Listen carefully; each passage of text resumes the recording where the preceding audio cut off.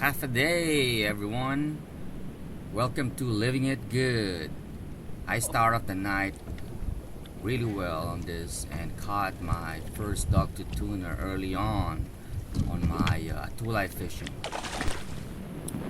This Dogtooth Tuna trying to snag one of my Atulai on the line, and I think what happened is he ended up getting a snag. But he got hooked on the lip, so I think he's trying to eat one of the Atulai and end up hooking up himself as well, which is I'm really happy I did not lose that fish because it's a strong fighter. I didn't show it on a video because it was just a long battle, right? I was trying to finesse it, make sure I don't lose it, and I was able to tire it and reel it in all the way to the kayak. Really good fish.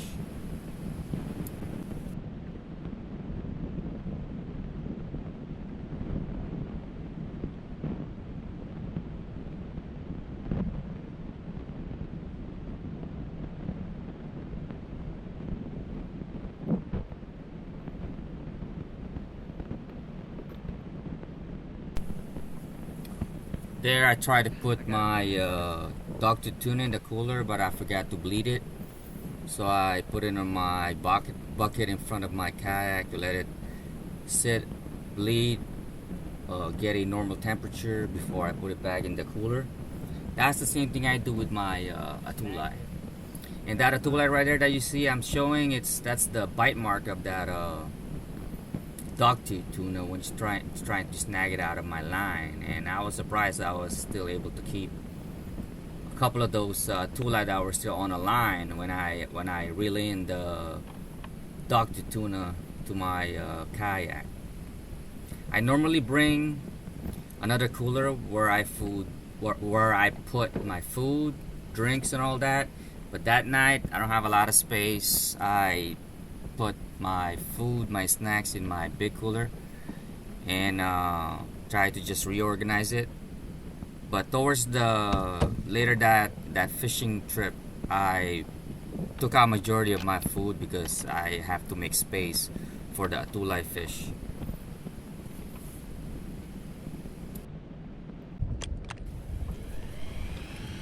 So what you see there is my electric grill. I have, I think it's the cheapest Shimano electric grill. I think it's called Limio, something like that. And yeah, I use it, and it was weird because it's the first time I use an electric grill, getting a Atulai, and I don't get the full action of a regular reel. I feel like I don't have a good control of what's on the line because also I didn't have a good setup. My rod was extra heavy, so I can't really feel when the Atulai are running away like that, or they're pulling hard. It's just because I don't get the normal sensitivity flex on the fishing pole. And I'm showing you right there my homemade fly. Somehow they were hitting the white fly more than the other flies I have on the sabiki rig. I think I have probably 5 or 6 sabiki on my line, and I was using a heavy duty line. I think it was my line probably is rated 30 pounds, I think, something like that. But it's a heavier line. It's nighttime. The fish ain't finicky about color and all that. They're more attracted to the movement in the water. So I think any fly would work because my fly aren't really special. They're just normal. I think they're called flashers for making flies, and they're just tied up on a hook.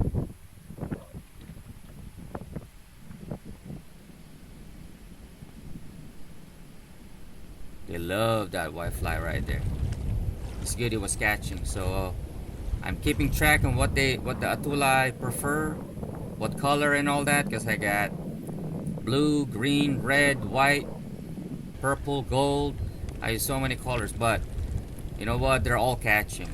not like just singled out. It could just happen, you know. The fly has more feathers. It's more. The presentation's probably better. I'm not sure, but it was just getting more hits. What I use on my flies, I have feathers, chicken feathers, and then the flashers. Sometimes I put a reflector, you know, the luminous tape, but it can get too much on the hook and it doesn't have a good presentation. So I keep it as simple, just feathers, a couple of flashers, and tie it on black or red threads, and it works pretty well.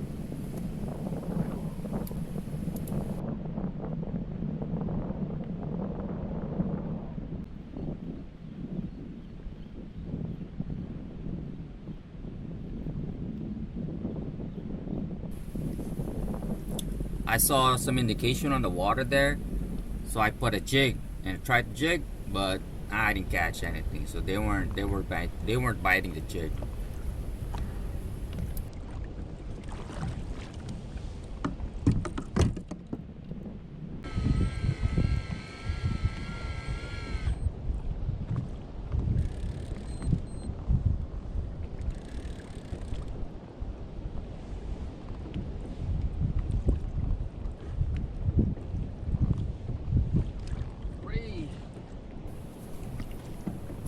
Those red fish are called sac-sac in Chamorro, manpache in Hawaiian, and I think they're called soldier fish in English.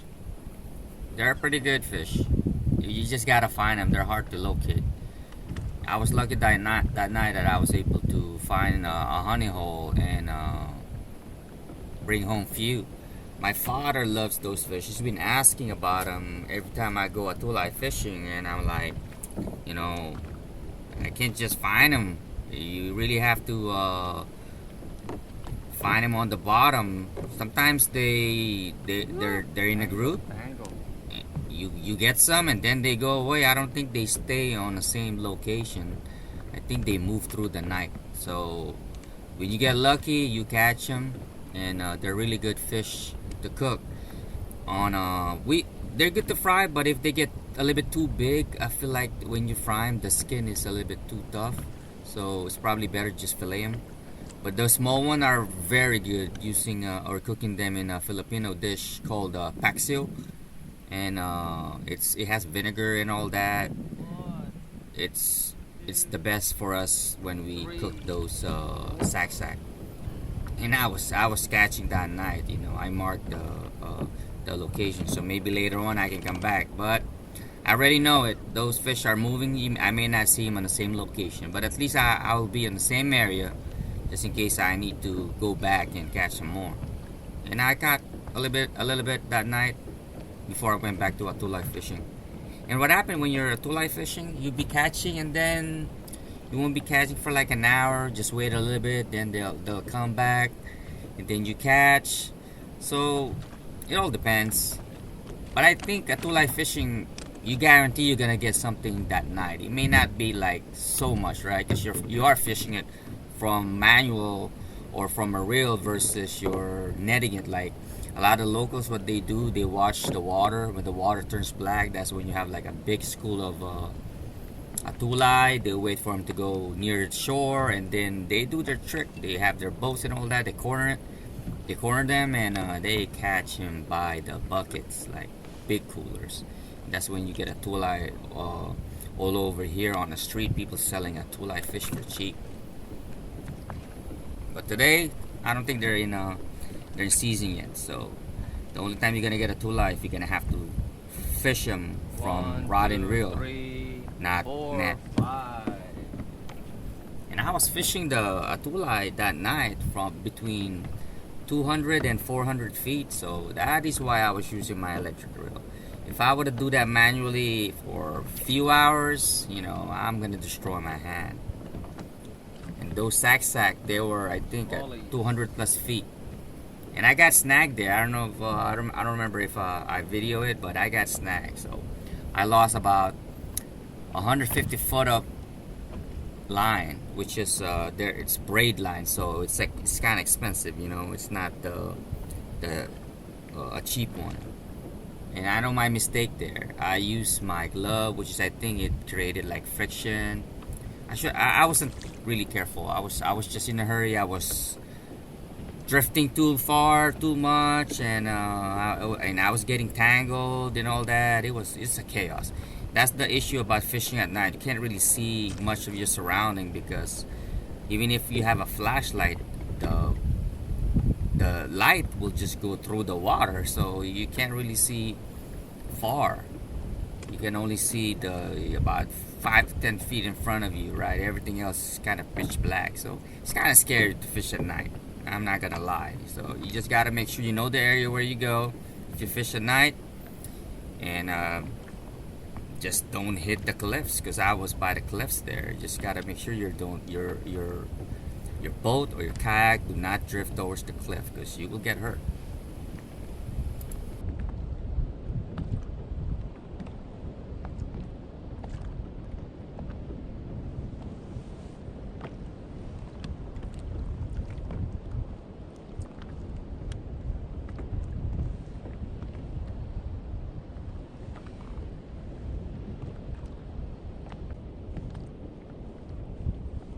Damn, I got snagged.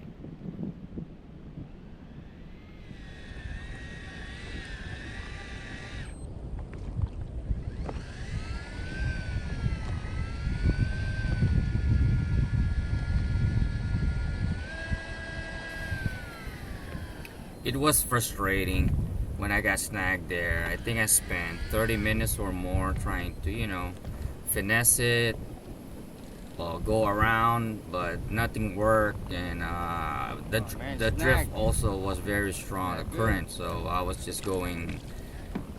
drifting really fast. It was very frustrating, and I eventually broke the line and I was done. I think what happened, some of the fish that are caught on the bottom, they went inside a hole, and my lead probably got stuck somewhere that I was unable to recover it.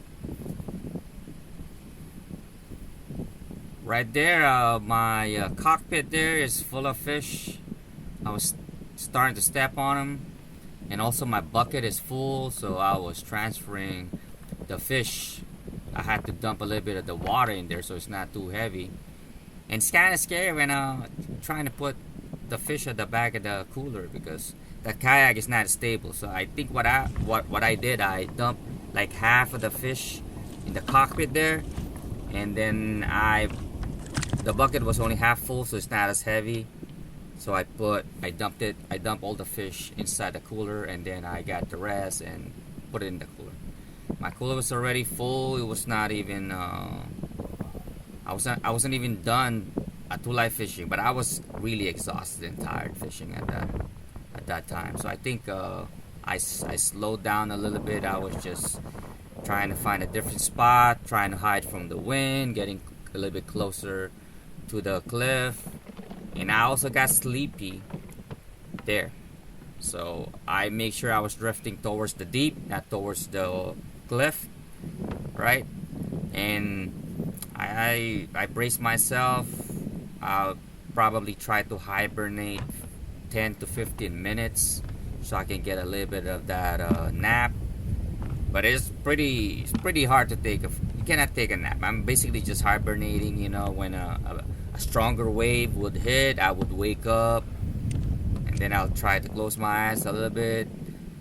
And then I keep looking, make sure I'm not drifting too far or to the danger zone and all that.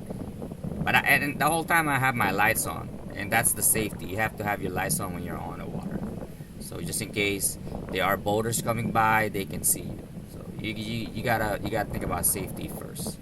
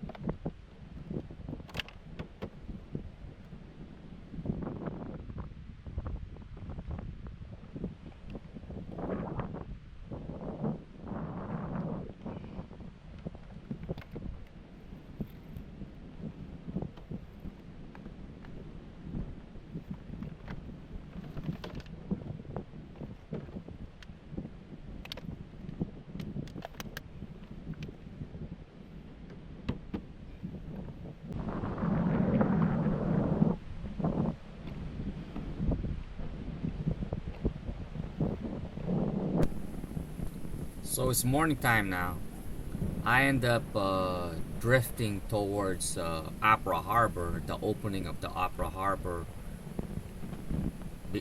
while I was trying to take a nap early morning when I was done Atulai fishing. They were nowhere to be found then. I think they start most of the fish schools moved out of Orote, so I just took a break until took a nap and waited for the sun to come out. And the sun is slowly peaking.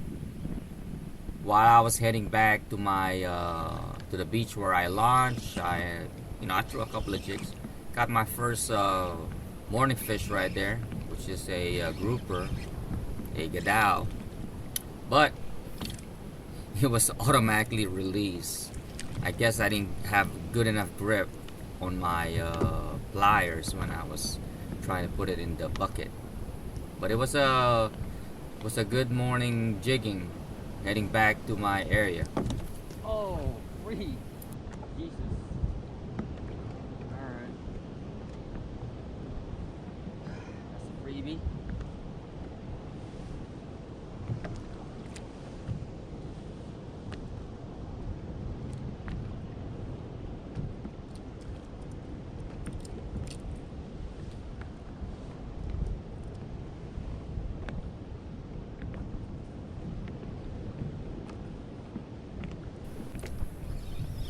Say hello to Bob. Bob right there, starting to peek out.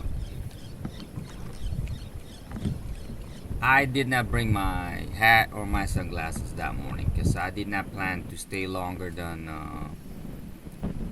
08, because it was during low tide that morning and I cannot get back where I launched because there's a breaker.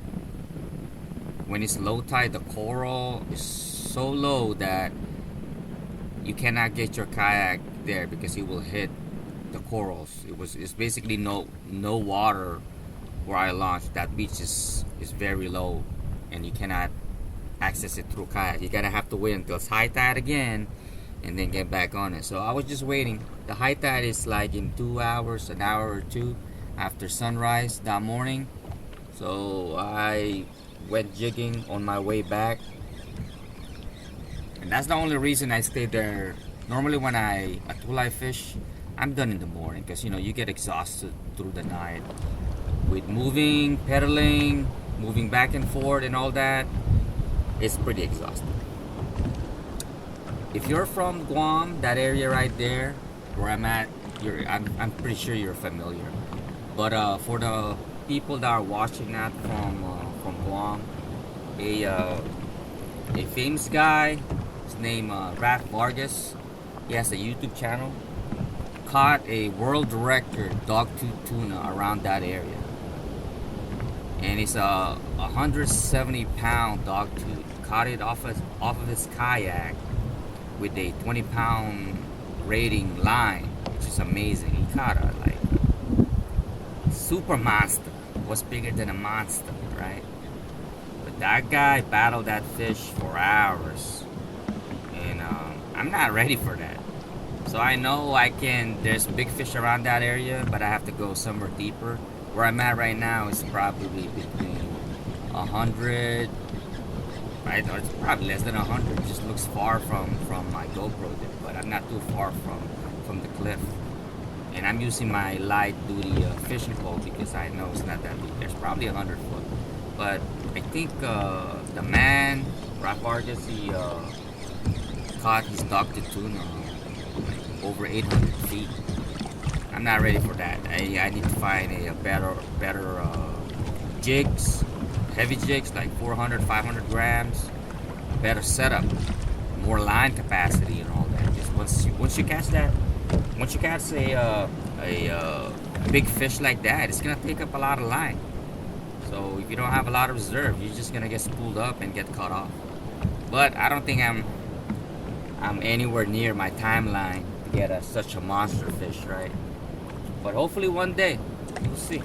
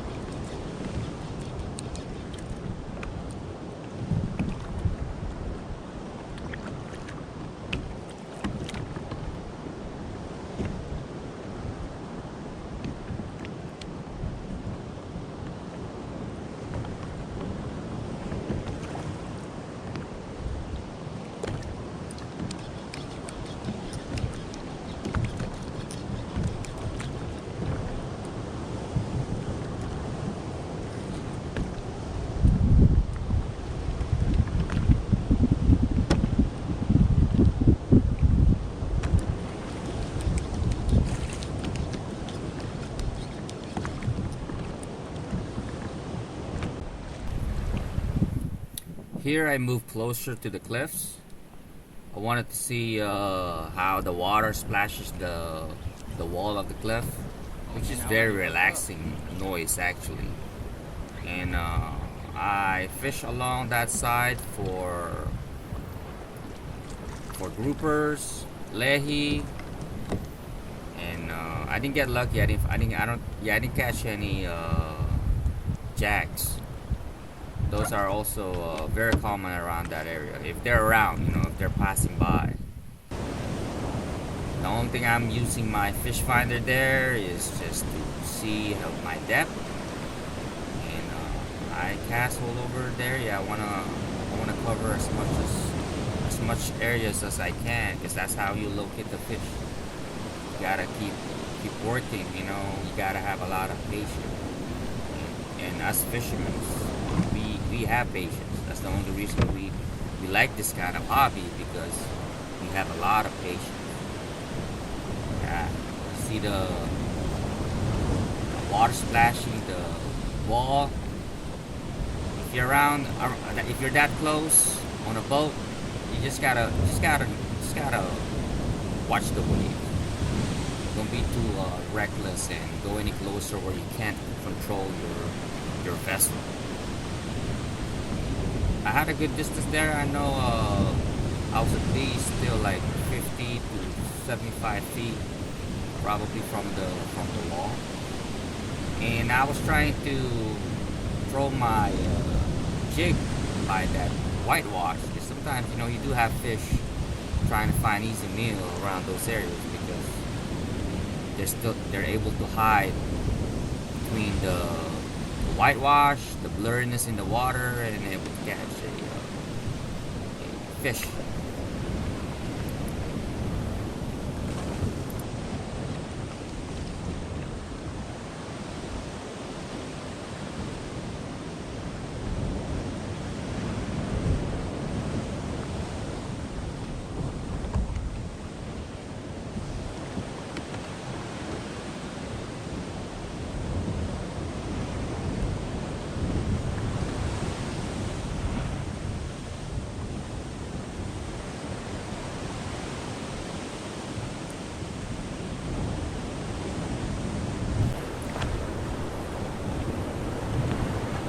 Here you're about to see the highlight of my morning day.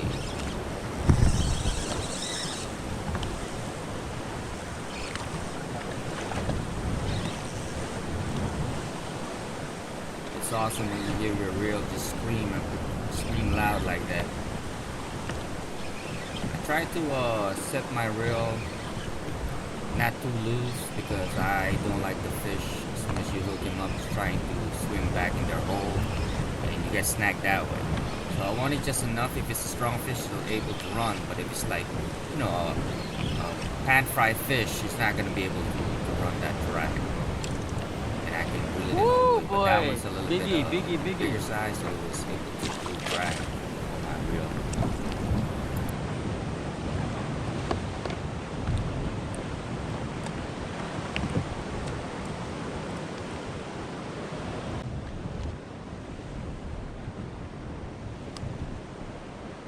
Woo!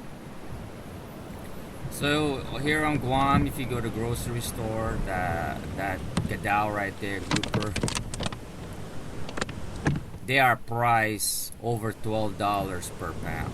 So make sure you appreciate when you catch some fish from your own hobbies.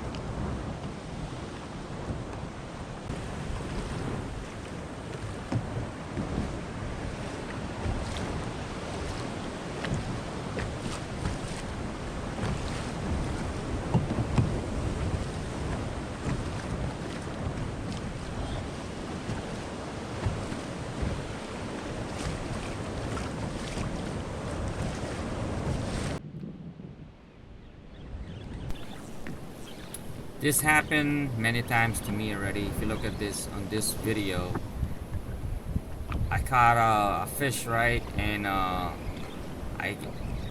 my line. I have good tension on my line, but fortunately I did not keep that fish. He was lost when I did not keep tension because I was messing with my fish finder. And same thing happened while sometimes I'm trying to get my net or my spear. It's very important when you're fishing you keep your line tight, because once you get a little bit slack, that fish can shake that hook out of his mouth. Yep, unfortunate, lost it right there.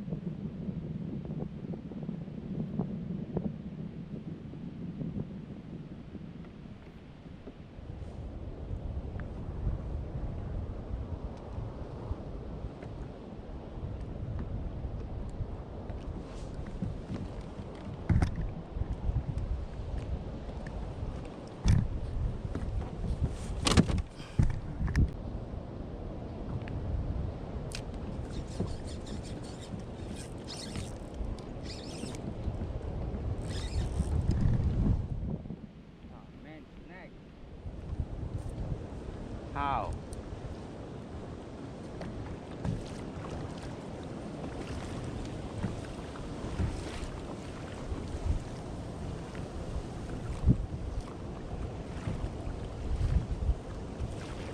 I feel like I got a fish, but it went to the corner.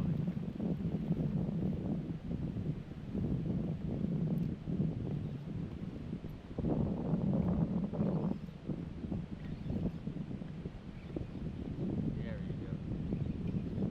Went on a coral.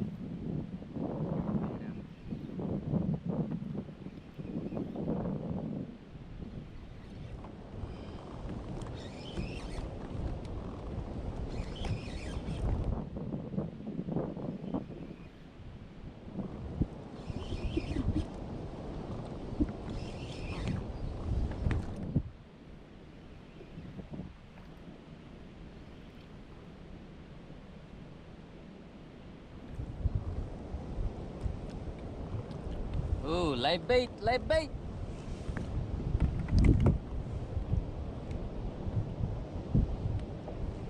This guy got on the body and on the lip. He ain't going anywhere.